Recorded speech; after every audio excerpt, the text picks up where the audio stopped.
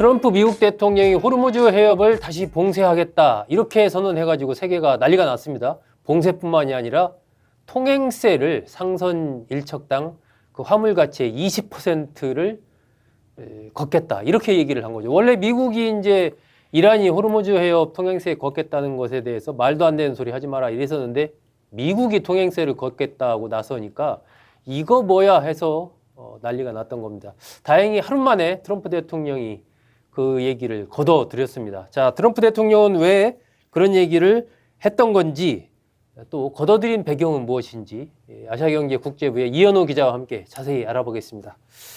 자, 이현우 기자, 이게 뭐 걷어들이기는 했지만 화물 가치의 20%를 통행세로 걷겠다. 이거 엄청난 거잖아요. 네, 그렇습니다. 어쨌든 그만큼 이제 파장도 심하고 물론 하루 만에 바뀌긴 했지만 여러 가지 후폭풍이 좀 있었는데 이거 어떻게 된 일입니까?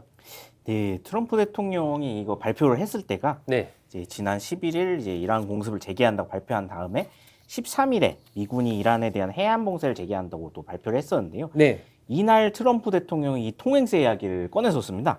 미국이 호르무즈 해협 지나가는 상선들을 다 보호를 해줄 테니까 네. 대신에 이제 그 배에 들어있는 화물 가치 20%를 미국의 관세로 내라 이렇게 주장을 했었는데요. 이 20%가 얼마나 높은 수준이냐면은 기존에 이제 이란이 주장했던 수수료보다 네. 한 15배 이상 높다 이런 이야기가 나섰습니다. 예, 엄청나군요. 예, 이란이 먼저 기준으로 얘기를 했던 게 유조선의 경우에 이제 실은 기름 중에 1배럴당 1달러 수준으로 받겠다 이렇게 얘기를 했는데 이거를 화물 가치로 환산을 해보니까 네. 1.3% 정도였다고 합니다. 아, 근데 20%면은 정말 15배가 넘는 엄청난 수준인 건데요. 네. 이 트럼프 대통령이 20% 이야기를 듣고 이란 정부에서도 좀 황당했다고 합니다. 이제 이란 외무부가 트럼프 대통령 발언에 대해서 상선 보호 대가로 돈을 받는 거는 우리도 맞다고 생각을 한다. 근데 20%는 우리 쪽에서 생각해도 너무한 것 같다. 이렇게 성명을 발표했습니다. 아, 우리가 그렇게 받겠다고 했지만 미국 얘기는 그건 해도 너무한 거 아니냐 이런 식이군요. 네, 그래서 자기네들은 더 공정하게 수수료를 받을 수 있다. 이렇게 말을 했는데요. 다행히 이 소식을 들은 사우디아라비아와 이제 아랍연맹 국가들이 트럼프 대통령한테 그 관세 수입만큼 대미 투자를 늘리겠다. 이런 이야기를 했다고 합니다.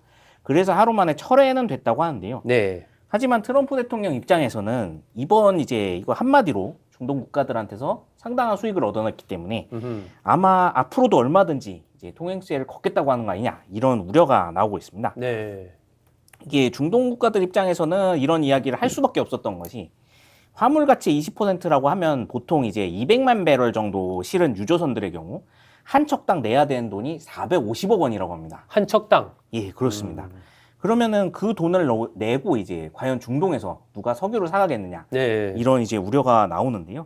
자칫하면은 이제 중동에서 아예 석유 수입들을 다 끊어버리고 뭐 미국이나 러시아, 유럽의 북해 석유를 쓰겠다 이렇게 나설 수 있기 때문에 네. 중동 국가들 입장에서는 경제가 파탄날 수도 있어서 아마 트럼프 대통령한테 철회를 요청한 대신에 이제 그만큼 우리가 대미 투자를 늘리겠다 그렇게 이야기한 게 아닌가 그런 이야기가 나옵니다. 아, 지금 이현우 기자 설명 들어보면 어쨌든 뭐 한 척당 450억 정도 이 엄청난 금액이고 어쨌든 트럼프 대통령으로서는 얘기를 꺼냈다가 다시 걷어들이긴 했지만 그만큼 이제 중동 국가들이 대미 투자를 늘리겠다라고 했으니까 얻어내는 거잖아요. 네, 그렇습니다. 그걸 노린 건지 아니면 또 다른 이유가 있는 건지 이 20%를 걷겠다고 트럼프 대통령이 한 이유 그건 어떻게 봐야 됩니까?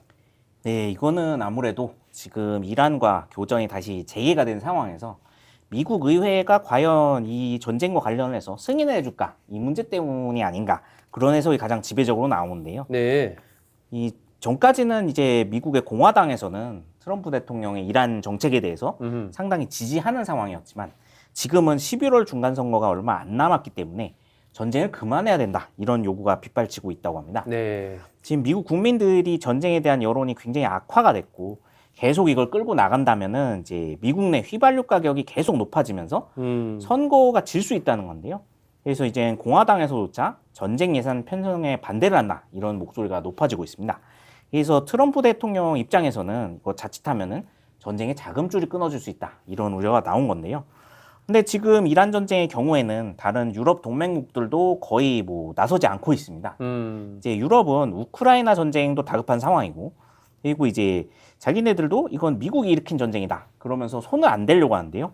결국 온전히 미국 예산으로 계속 치러야 하는 전쟁이라는 거죠. 어허. 근데 트럼프 대통령이 그래서 사우디 이제 다른 아랍 국가들 여기에 먼저 원조 요청을 했었다고 합니다. 근데 이쪽에서도 이제 미국과 이스라엘이 일으킨 전쟁인데 이거를 마냥 원조하기는 좀 어려운 입장이었다고 알려져 있습니다. 네. 이들 나라들 입장에서도 이제 자국 내에 뭐 성직자들도 많고 그리고 이제 이슬람교를 믿는 국민들이 굉장히 많은데 이쪽은 반 이스라엘 감정이 굉장히 크다고 합니다. 근데 이 전쟁 자체가 이란이 먼저 이제 이스라엘을 공격한 게 아니라 미국하고 이스라엘이 이란을 먼저 공격한 전쟁이기 때문에 같은 이슬람 형제 입장에서 도와야 한다 이런 여론도 이제 작지 않은데요. 네. 이제 그런 상황에서 트럼프 대통령이 중동 국가들로부터 지원을 이끌어내고자 일부러 저런 말을 한 게 아니냐 이런 이야기가 나오는 것 같습니다. 아, 그렇군요. 근데 지금까지 이 미국과 이란의 전쟁 양상, 특히 이제 휴전 협상 이후 과정을 보면은 일정하게 뭐 공습을 했다가 다시 또 협상 지금 물밑에서 뭐 협상이 이루어지고 있다, 뭐 전화를 했다, 뭐 이런 얘기하고 그러다가 또 다시 공습하고 이게 도대체 이제 약간 종잡기가 힘든 이런 양상이 이제 계속돼 왔단 말이에요. 지금도 그래서 과연 이게 그럼 다시 이제 전쟁이 재개되는 거냐, 아니면 협상을 끌어내기 위한 마지막 어떤 서로의 힘겨루기냐, 여러 가지 전망이 많은데 이러한 계속되는 양상 이번에도 비슷하다고 봐야 됩니까? 어떻게 봐야 됩니까? 네, 이것과 관련해서 말씀해 주신 대로 그동안에 트럼프 대통령 정책이 너무 일관성이 없다 보니까 이러다가 갑자기 또 이란하고 뭐 협상 사인한다 그러지 않을까 이런 의구심이 커지고 있는데요. 사실 미국 안팎에서 정말 걱정을 했던 부분은 네. 전쟁이 이제 정말로 더 격화돼서 뭐 공습을 넘어서 뭐 지상군 작전을 하는 게 아니냐 이런 이야기까지 나왔었는데요. 근데 아직도 뭐 대다수 미국 정부 내에서도 그렇고 전문가들은 이 지상군 파병은 어려울 것이다 이렇게 보고 있습니다. 미국도 그렇고 이란도 그렇고 이제 지금은 호르무즈 해협 통제권을 두고 싸우는 주된 이유가 결국엔 협상에서의 주도권을 갖기 위한 싸움이지 이게 뭐 전면전으로 가자 이런 싸움은 아니다 이렇게 해석이 되고 있는데요. 이란은 뭐 최고 지도자 고문단부터 뭐 군부에서도 호르무즈 해협을 뺏기면 결국에 후속 협상에서 완전히 밀린다 이런 의견이 지배적인 걸로 알려져 있습니다. 아, 카드 우리의 핵심 지렛대가 사라지는 거다 이런 입장이죠. 예, 그렇습니다. 여길 계속 장악을 하고 있어야 미국이 그나마 우리와 대화를 할 거다. 만약에 여기를 놓치게 되면은 미국이 이란과 이제 거래할 게 없으니까 더 공격이 심해질 거다. 이런 지금 해석인데요. 네. 미국은 반대로 호르무즈 해협 개방을 국제적으로 미국이 보장하겠다. 이렇게 큰 소리를 친 상황입니다. 이거를 해결을 못하면 결국 상대적인 약소국인 이란을 상대로 호르무즈 해협조차 어떻게 이제 가져오지 못하는 자칫하면 국제사회에서 종이호랑이 아니냐 이렇게 비춰질 가능성이 높기 때문에 절대 포기할 수 없다는 건데요.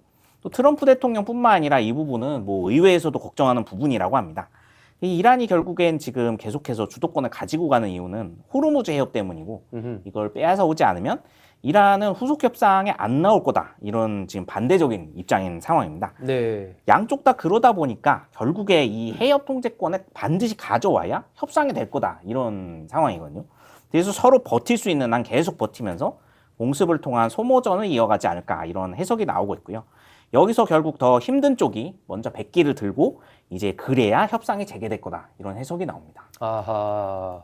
그 이현우 기자 설명대로라면 어쨌든 버틸 때까지 버티다가 먼저 백기를 드는 쪽이 지는 거고 오래 버티는 쪽이 이기는 이러한 흐름으로 현재 흐름을 본다면 이 미국과 이란의 완전한 종전 이것까지는 굉장히 앞으로도 좀 시간이 많이 걸릴 수 있다 이렇게 이제 추측할 수가 있는데 그렇게 봐도 되는 건가요? 네, 아무래도 국제사회에서도 이 문제를 가장 우려하고 있는데요. 이게 전쟁이 점점 길어지고 이제 원래 트럼프 대통령이 얘기했던 거는 뭐 4주에서 6주 내에 끝낸다. 네. 그랬었는데 지금 수개월째 계속되고 있고 이러다 1년을 넘어가면은 아마 확전이 또 나오지 않을까 이런 우려가 나오는데요. 안 그래도 최근 예멘의 후티 반군이 사우디아라비아를 다시 공격을 하기 시작했습니다. 유엔의 중재로 양측이 2022년에 휴전했었는데 4년 만에 휴전이 깨진 상황입니다. 네. 결국에 중동에서 지금 그래서 전쟁이 3개로 늘어나는데요. 어허. 이거는 아무래도 후티 반군이 이란의 지원을 받고 있던 조직이다 보니까 이란 측이 요청이 있지 않았겠느냐 이런 해석이 나옵니다.